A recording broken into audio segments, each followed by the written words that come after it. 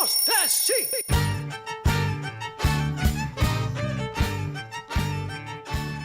El contexto del que proviene es durísimo, ¿no? Hace más de 35 años en Santiago de Chile, en plena dictadura de Pinochet, el teatro, más allá de la expresión artística, era el único motivo y el único pretexto permitido políticamente para que la gente se reuniera en la calle, ¿no? Entonces, de ahí, ¿no? Si nos vamos a ese pasado y nos damos cuenta de eso, podemos entender un poco de lo que significa el teatro popular, ¿no? Y lo que significa en Tepola. Es no solamente la expresión artística, no solamente la comunicación a través del teatro, porque obviamente en ese contexto pues también había mucho teatro de denuncia, de protesta, ¿no? Pero era el motor y el motivo para que la gente se reuniera, para armar comunidad. Aquí en Aguascalientes, México, quizá el contexto social, político, afortunadamente no es tan adverso, pero sí hay desigualdad, por ejemplo, social, ¿no? Eso no podemos cegarnos ante eso. Y en Tepola, por eso, desde hace 8 años sucede al oriente de la ciudad de Aguascalientes, ¿no? Una población que está relegada muchas veces porque la cultura, como en la mayoría de las ciudades, está centralizada. Entonces, hace 8 años, con mucha incertidumbre, ¿no? de cómo cómo adquiriría su identidad mexicana este encuentro en Tepola, lo iniciamos en la Casa de Animación Cultural Oriente. Y después de 8 años, con mucha certeza y con mucho orgullo, puedo decir, es la Casa de Animación Cultural Oriente, ¿no? Es esa comunidad que hace 8 años iban niños, ¿no? De 8 años quizá, y veían las obras. Y ayer, en este encuentro que hemos tenido, por ejemplo, obras ahora para adolescentes, pues ahí están, ¿no? Las chavas, los chavos de 16 años, disfrutando de las artes, muchas y muchos de ellos presentándose también en algunas ediciones en el escenario. Y eso es en Tepola también. De repente vemos a la gente en las butacas y años después los vemos en el escenario, porque el teatro las involucra.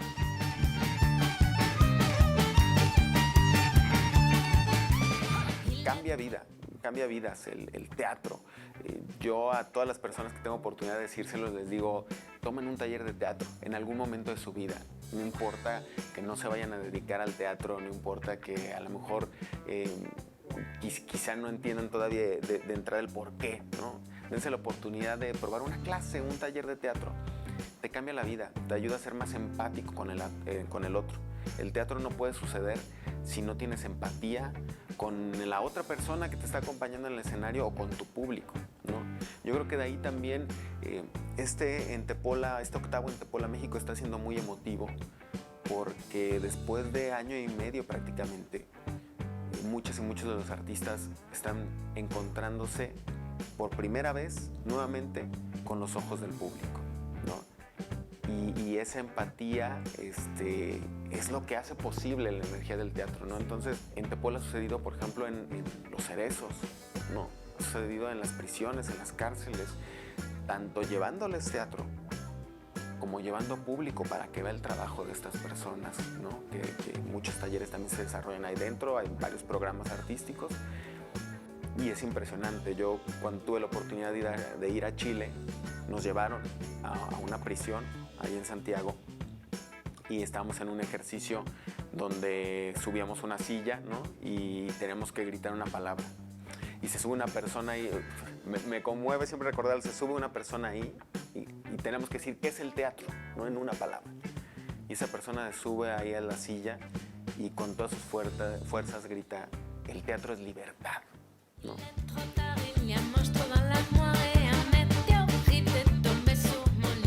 El año pasado, que tuvo que suceder enteramente en la virtualidad, buscábamos una manera de alentarnos también a nosotros mismos a continuar, ¿no? Porque fue difícil.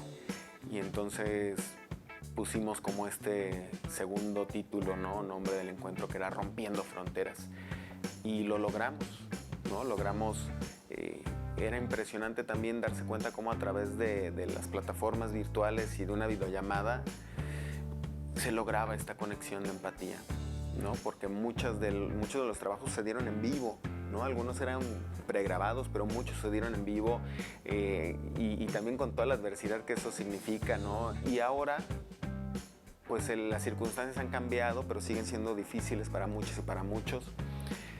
Y entonces hicimos un esfuerzo, ¿no?, muy grande, porque dijimos, tenemos que volver a lo presencial. Y armamos un programa híbrido, ¿no?, donde las compañeras y los compañeros de otros países, a quienes todavía se les dificulta por obvias razones el trasladarse hasta acá, hasta nuestro país, nos están acompañando desde lo virtual. Y las compañías de Aguascalientes y un par de compañías nacionales lo están haciendo de manera presencial, ¿no? Entonces también es como ese contraste muy, muy lindo, ¿no?, donde estamos rompiendo no solamente fronteras geográficas, sino digitales, de formatos, en fin.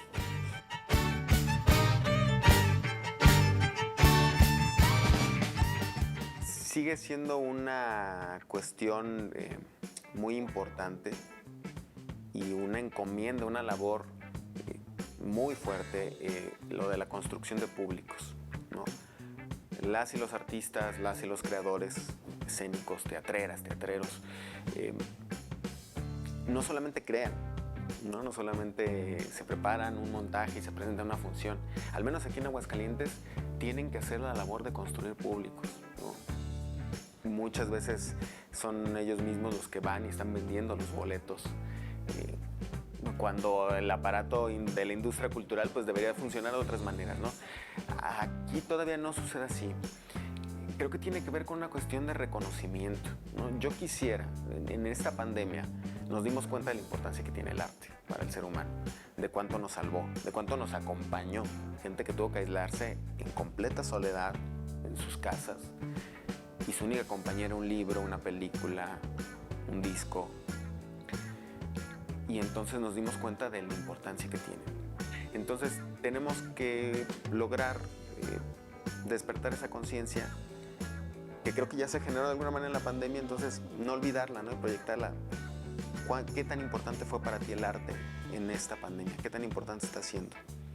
Ahora que volvamos a las calles y que tengamos la posibilidad de volver a adquirir un boleto, ojalá y no nos cuestionemos el hacerlo. Aquí en Aguascalientes ahí agradezco, ¿no? Este es uno de estos espacios. Hay esfuerzos muy grandes de periodismo cultural, de difusión cultural. Afortunadamente creo que más, y nos vamos reconociendo, ¿no? Nos vamos reconociendo en ello y apoyando, creo que eso es muy importante. Y hay personas, y depende de personas, ¿no?, de personas que han visto esa necesidad y que lo están haciendo.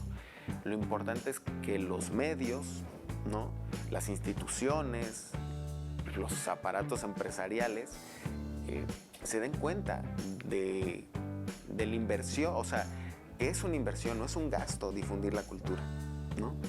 Es una inversión, porque no es solamente, tenemos que quitarnos también la idea de que estamos difundiendo eventos. Vayan a la obra mañana, ¿no? Vayan el fin de semana a tal hora al teatro. No es el evento, es difundir el arte, que es un alimento para la construcción del tejido social y la propia construcción de la humanidad, de los seres humanos.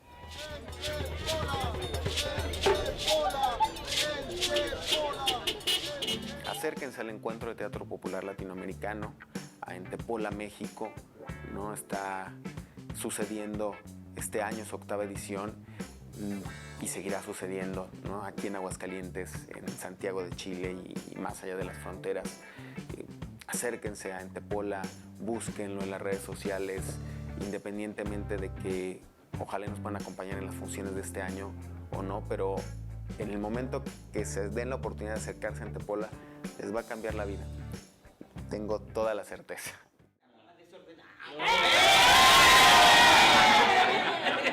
Ya está. Ya está. Ahora.